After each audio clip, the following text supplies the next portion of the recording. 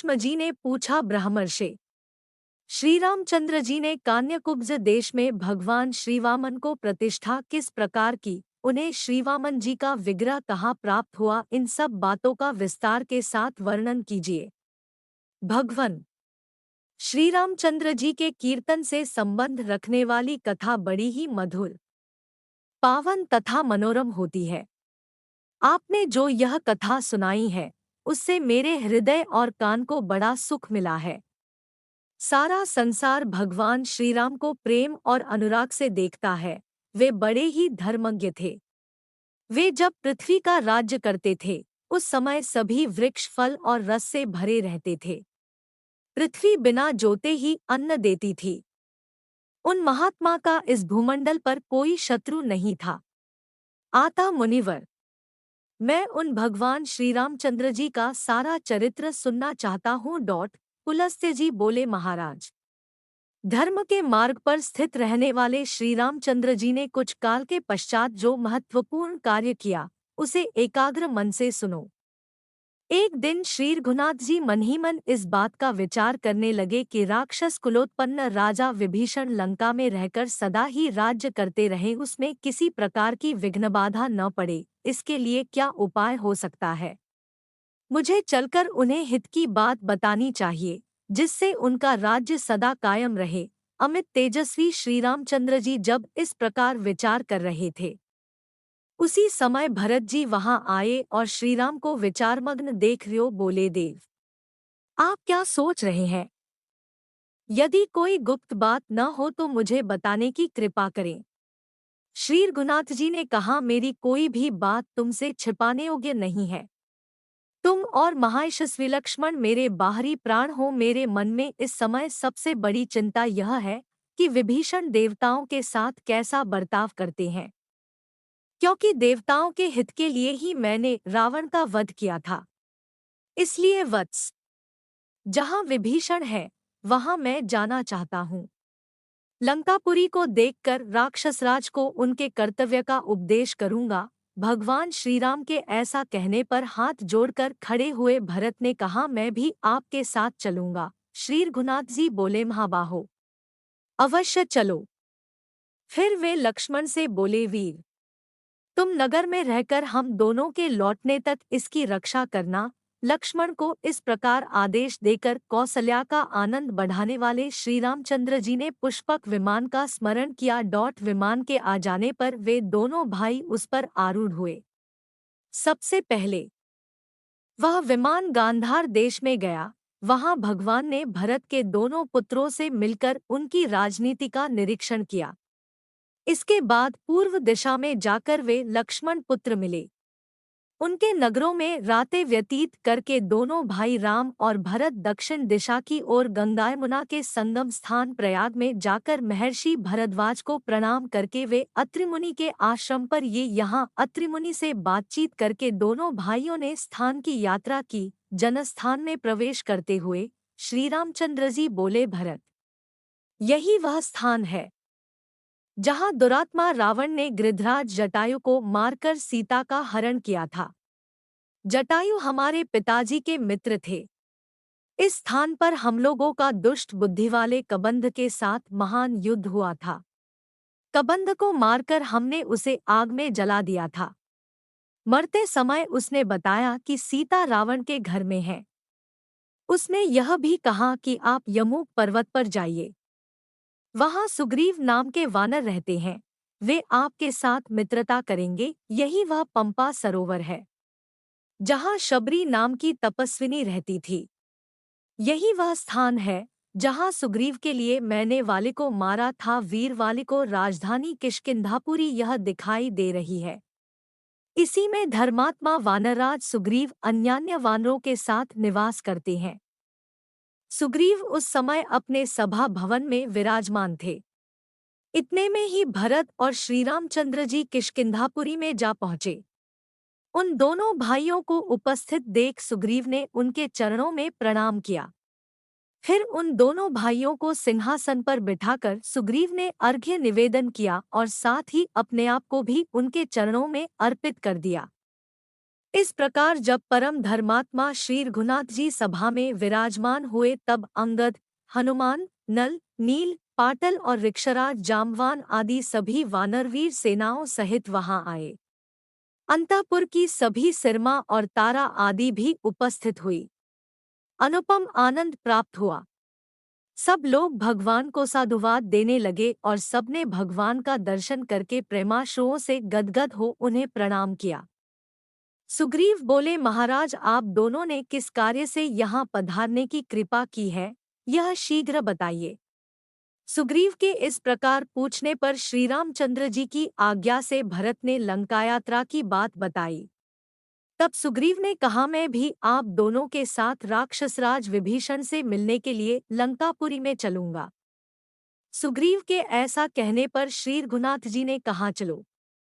फिर सुग्रीव, श्रीराम और भरत ये तीनों पुष्पक विमान पर बैठे। तुरंत ही वह विमान समुद्र के उत्तर तट पर जा पहुंचा। उस समय श्रीराम ने भरत से कहा, यही वह स्थान है जहां राक्षसराज विभीषण अपने 4 मंत्रियों को साथ लेकर प्राण बचाने के लिए मेरे पास आए थे। उसी समय लक्ष्मण ने लंका के राज्य पर उनका अभिषेक किया था। यहाँ मैं समुद्र के इस पार 3 दिन तक इस आशा से ठहरा रहा कि यह मुझे दर्शन देगा और सगर का पुत्र होने के नाते अपना कुटुंबी समझकर मेरा कार्य करेगा, किंतु तब तक इसने मुझे दर्शन नहीं दिया। यह देखकर चौथे दिन मैंने बड़े वेग से धनुष चढ़ाकर हाथ में दिव्यास्त्र ले लिया। यह देख समुद्र को बड़ा भय हुआ और वह शरणार्थी होकर लक्ष्मण के पास पहुंचा। सुग्रीव ने भी बहुत अनुनय विनय की और कहा, प्रभो इसे क्षमा कर दीजिए। तब मैंने वह बाण मरुदेश में फेंक दिया। इसके बाद समुद्र ने मुझसे कहा, रघुनंदन आप मेरे ऊपर पुल बांधकर जलराशि से पूर्ण महासागर के पार चले जाइए। तब मैंने वरुण के निवास स्थान समुद्र पर यह महान पुल बांधा था। श्रेष्ठ वानरों ने मिलकर 3 ही दिनों में यह कार्य पूरा किया था। पहले दिन उन्होंने 14 योजन तक पुल बांधा, दूसरे दिन 36 योजन तक और तीसरे दिन 100 योजन तक का पूरा पुल तैयार कर दिया। देखो, यह लंका दिखाई दे रही है।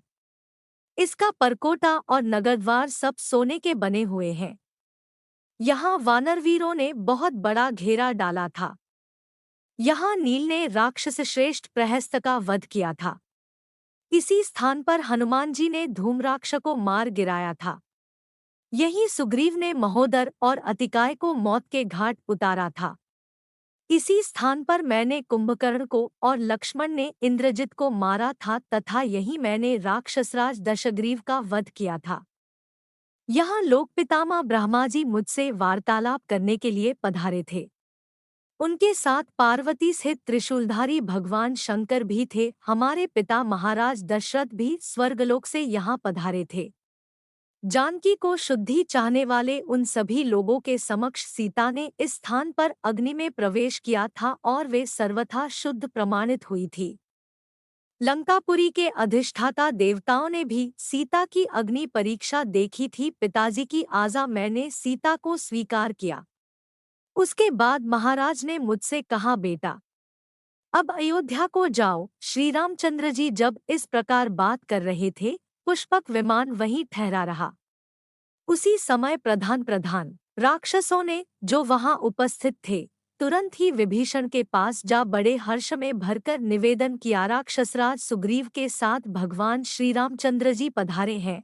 उनके साथ उन्हीं की सी आकृति वाले एक दूसरे पुरुष भी हैं।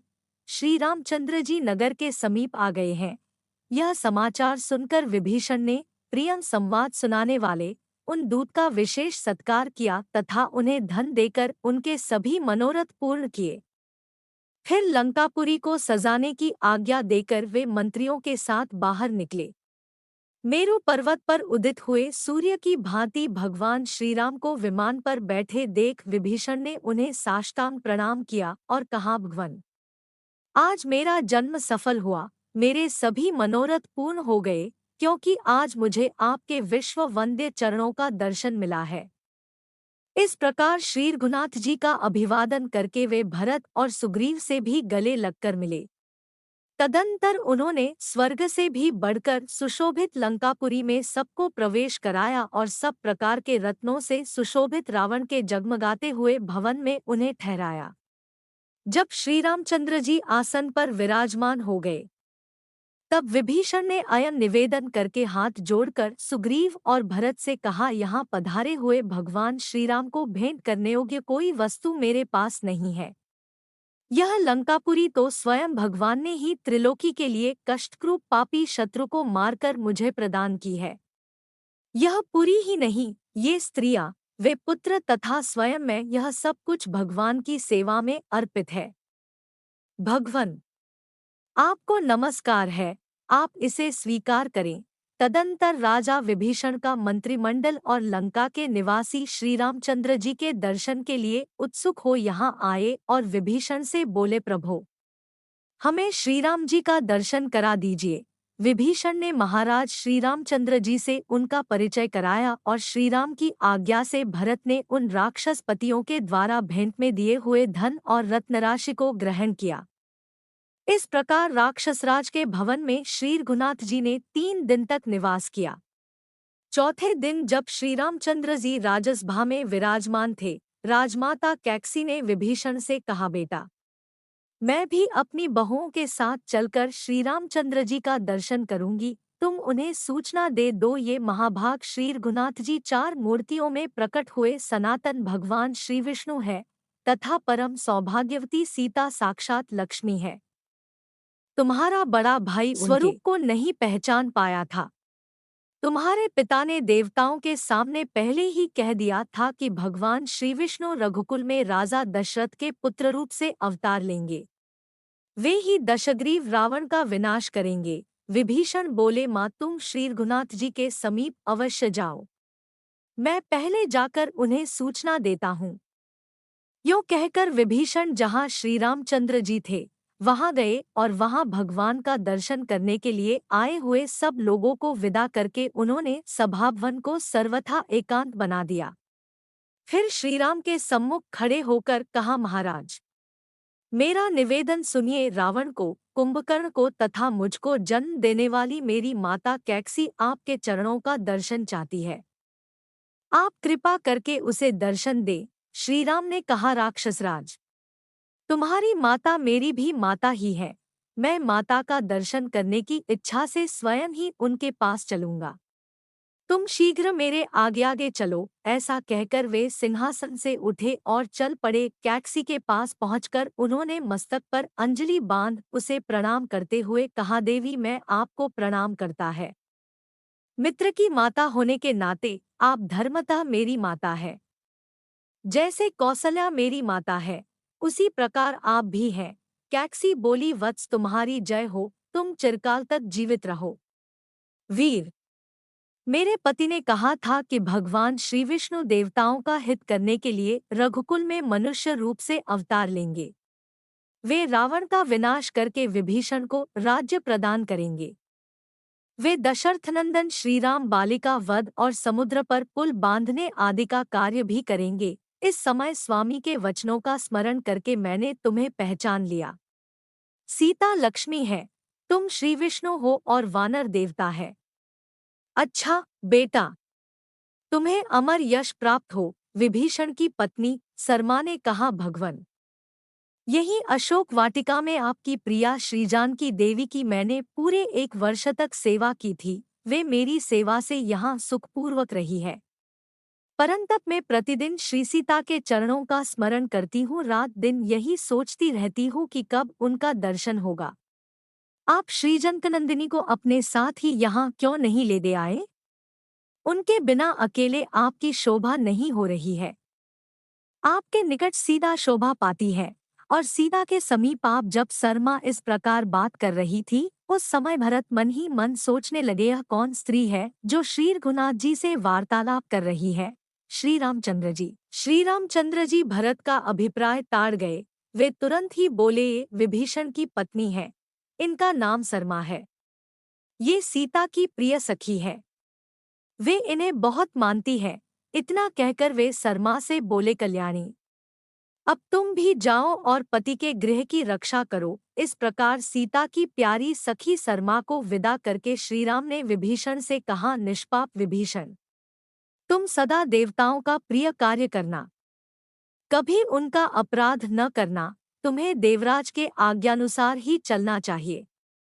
यदि लंका में किसी तरह कोई मनुष्य चला आए तो राक्षसों को उसका वध नहीं करना चाहिए, वरम मेरी ही भांति उसका स्वागत सत्कार करना चाहिए। विभीषण ने कहा, नरश्रेष्ठ, आपकी आज्ञा के अनुसार ही मैं सारा कार्य करूंगा। विभीषण जब इस प्रकार कह रहे थे, उसी समय वायुदेवता ने आकर श्रीराम से कहा, महाभाग, यहाँ भगवान श्री विष्णु की वामन मूर्ति है, जिसने पूर्व काल में राजा बलि को बांधा था। आप उसे ले जाएं और कान्याकुब्ज देश में स्थापित कर दें। वायुदेवता के प्रस्ताव में श्री रामचंद्र जी की सम्मति जान विभीषण श्री वामन भगवान के विग्रह को सब प्रकार के रत्नों से विभूषित किया और लाकर भगवान श्रीराम को समर्पित कर दिया।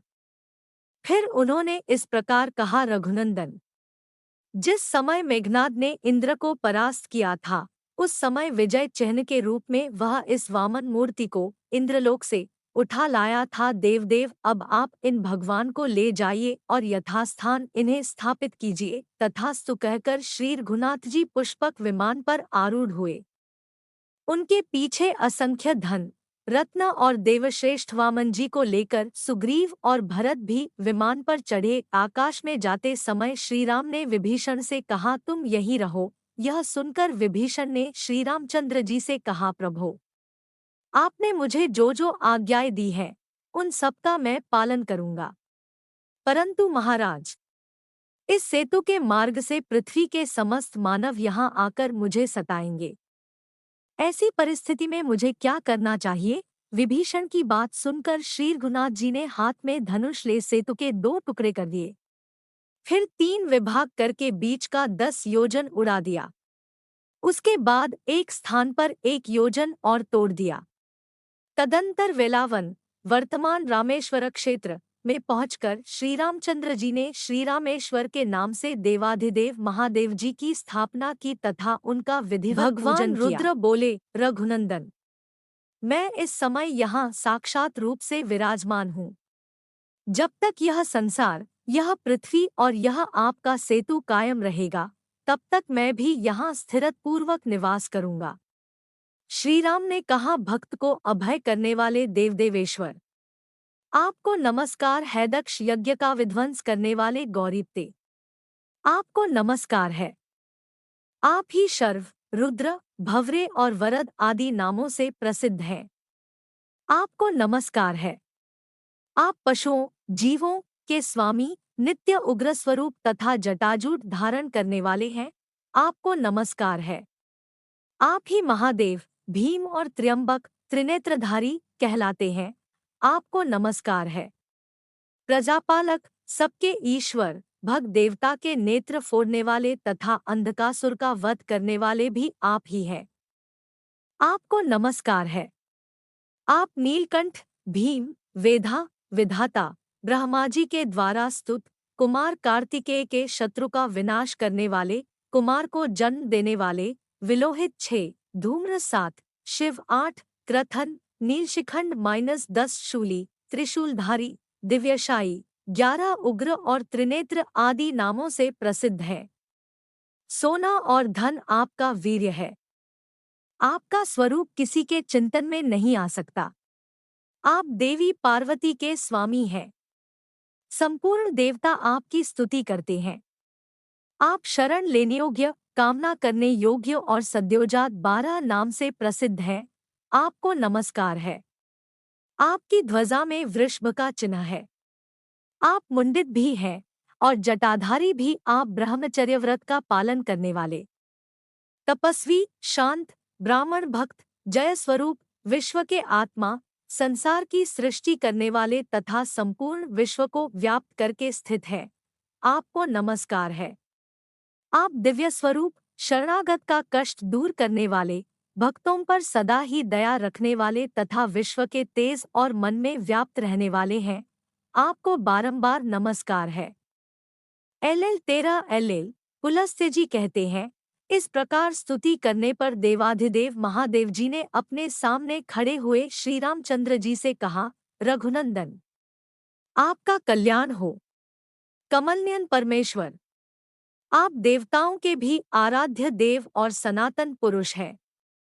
नररूप में छिपे हुए साक्षात नारायण है, इसमें तनिक भी संदेह नहीं है। देवताओं का कार्य सिद्ध करने के लिए ही आपने अवतार ग्रहण किया था, सो अब इस अवतार का सारा कार्य आपने पूर्ण कर दिया है। आपके बनाए हुए मेरे इस स्थान पर समुद्र के समीप आकर जो मनुष्य मेरा दर्शन करेंगे, वे यदि महापापी होंगे उनके सारे पाप नष्ट हो जाएंगे। ब्रह्महत्या आदि जो कोई भी घोर पाप है, वे मेरे दर्शन मात्र से नष्ट हो जाते हैं। इसमें अन्यथा विचार करने की आवश्यकता नहीं है। 14 अच्छा, अब आप जाइए और गंगाजी के तट पर भगवान श्रीवामन की स्थापना कीजिए। पृथ्वी के 8 भाग करके उन्हें पुत्रों को सौंप दीजिए और स्वयं अपने परम धाम को पधारिए। भगवन, आपको नमस्कार है। तदंतर श्री रामचंद्र जी भगवान शंकर को प्रणाम करके वहां से चल दिए। ऊपर ही ऊपर जब वे पुष्कर तीर्थ के सामने पहुंचे तो उनके विमान की गति रुक गई। अब वह आगे नहीं बढ़ पाता था। तब श्री रामचंद्र जी ने कहा, सुग्रीव, इस निराधार आकाश में स्थित होकर भी यह विमान कैसे आबद्ध हो गया है? इसका कुछ कारण अवश्य होगा। तुम नीचे जाकर पता लगाओ। श्री रघुनाथ जी के आज्ञानुसार सुग्रीव विमान से उतरकर जब पृथ्वी पर आए तो क्या देखते हैं कि देवताओं, सिद्धों और ब्रह्मर्षियों के समुदाय के साथ चारों वेदों से युक्त भगवान ब्रह्मा जी विराजमान है। यह देख वे विमान पर जाकर श्री रामचंद्र जी से बोले, भगवन, यहाँ समस्त लोकों के पितामह ब्रह्मा जी लोकपालों, वसुओं, आदित्यों और मरुदगणों के साथ विराजमान है। इसीलिए पुष्पक विमान उन्हें लांघकर नहीं जा रहा है। तब श्री रामचंद्र जी सुवर्णभूषित पुष्पक विमान से उतरे और देवी गायत्री के साथ बैठे हुए भगवान ब्रह्मा को साष्टांग प्रणाम किया। इसके बाद वे प्रणत भाव से उनकी स्तुति करने लगे। श्री रामचंद्र जी ने कहा, मैं प्रजापतियों और देवताओं से पूजित लोककर्ता ब्रह्मा जी को नमस्कार करता हूँ। समस्त देवताओं, लोकों एवं प्रजाओं के स्वामी जगदीश्वर को प्रणाम करता हूँ। देवदेवेश्वर, आपको नमस्कार है। देवता और असुर दोनों ही आपकी वंदना करते हैं। आप भूत, भविष्य और वर्तमान तीनों कालों के स्वामी हैं। आप ही संहारकारी रुद्र हैं। आपके नेत्र भूरे रंग के हैं। आप ही बालक और आप ही वृद्ध हैं। गले में नीला चिन्ह धारण करने वाले महादेव जी तथा लंबे उदर वाले गणेश जी भी आपके ही स्वरूप हैं। आप वेदों के कर्ता, नित्य, पशुपति, जीवों के स्वामी, अविनाशी, हाथों में कुश धारण करने वाले, हंस से चिह्नित ध्वजा वाले, भोक्ता, रक्षक, शंकर, विष्णु, जटाधारी, मुंडित, शिखाधारी एवं दंड धारण करने वाले, महान यशस्वी, भूतों के ईश्वर, देवताओं के अधिपति, सबके आत्मा, सबको उत्पन्न करने वाले, सर्वव्यापक, सबका सहार करने वाले, सृष्टिकर्ता, जगत गुरु, अविकारी, कमंडलू धारण करने वाले देवता, श्रुक श्रुवा आदि धारण करने वाले, मृत्यु एवं अमृत स्वरूप, पारियात्र पर्वत रूप, उत्तम व्रत का पालन करने वाले, ब्रह्मचारी, व्रतधारी, हृदय गुहा में निवास करने वाले, उत्तम कमल धारण करने वाले, अमर, दर्शनीय, बाल सूर्य के समान अरुण कांति वाले, कमल पर वास करने वाले, षड्विध ऐश्वर्य से परिपूर्ण, सावित्री के पति, अच्युत, दानवों को वर देने वाले,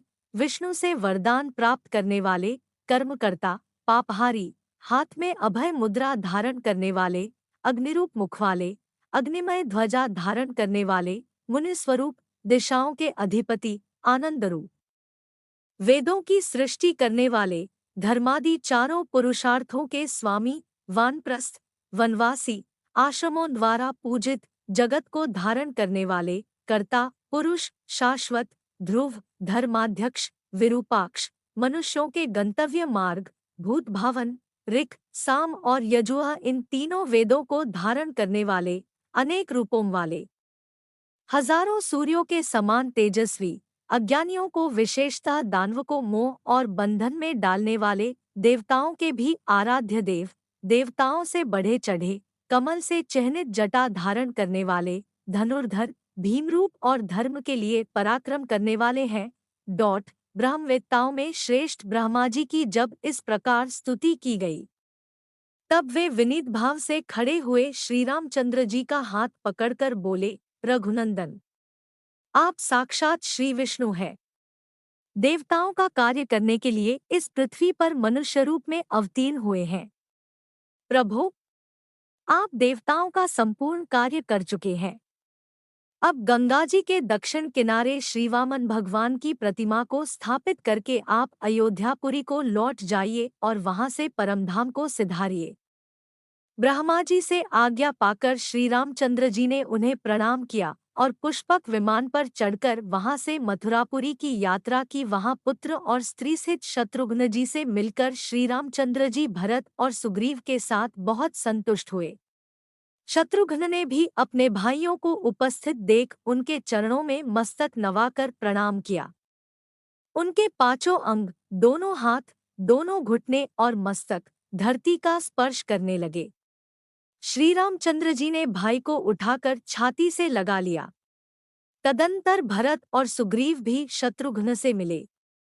जब श्री रामचंद्र जी आसन पर विराजमान हुए, तब शत्रुघ्न ने फुर्ती से अर्घ्य निवेदन करके सेना मंत्री आदि 8 अंगों से युक्त अपने राज्य को उनके चरणों में अर्पित कर दिया। श्री रामचंद्र जी के आगमन का समाचार सुनकर समस्त मथुरावासी, जिनमें ब्राह्मणों की संख्या अधिक थी, उनके दर्शन के लिए आए। भगवान ने समस्त सचिवों, वेद के विद्वानों और ब्राह्मणों से बातचीत करके 5 दिन मथुरा में रहकर वहां से जाने का विचार किया। उस समय श्रीराम ने अत्यंत प्रसन्न होकर शत्रुघ्न से कहा, तुमने जो कुछ मुझे अर्पण किया है, वह सब मैंने तुम्हें वापस दिया। अब मथुरा के राज्य पर अपने दोनों पुत्रों का अभिषेक करो। ऐसा कहकर भगवान श्रीराम वहां से चल दिए और दोपहर होते होते गंगा तट पर महोदय तीर्थ पर जा पहुंचे। वहां भगवान वामन जी को स्थापित करके वे ब्राह्मणों एवं भावी राजाओं से बोले, यह मैंने धर्म का सेतु बनाया है, जो ऐश्वर्य एवं कल्याण की वृद्धि करने वाला है। समयानुसार इसका पालन करते रहना चाहिए। किसी प्रकार इसका उल्लंघन करना उचित नहीं है। इसके बाद भगवान श्रीराम वानरराज सुग्रीव को किष्किंधा भेजकर अयोध्या लौट आए और पुष्पक विमान से बोले, तुम्हें यहाँ आने की आवश्यकता नहीं होगी। जहाँ धन के स्वामी कुबेर हैं, वहीं रहना। तदंतर श्रीरामचंद्र जी संपूर्ण कार्यों से निवृत्त हो गए। अब उन्होंने अपने लिए कोई कर्तव्य शेष नहीं समझा। भीष्म। इस प्रकार मैंने श्रीराम की कथा के प्रसंग से भगवान श्रीवामन के प्राकट्य की वार्ता भी तुम्हें कह दी।